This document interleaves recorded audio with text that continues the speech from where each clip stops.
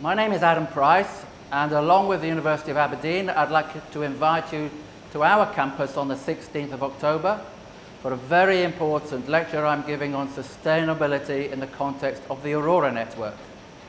The Aurora network includes the University of Aberdeen and other institutions, and we're working together to address the United Nations SDGs, otherwise known as the Sustainable Development Goals.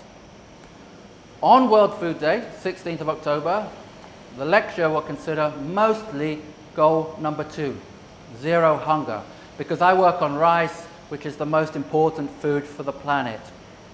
I will also address goal number 1, because more people work on rice production than any other profession, so it affects their income. And what I hope for you to understand during the lecture is I will also be addressing goal number 13, because rice affects the climate and the climate will affect rice. I also hope that you're going to find out some things about what you can do as individuals to address your carbon footprint through the food you eat. And I urge you to sign up for this lecture on the University of Aberdeen's website, and I hope to see you on the 16th of October.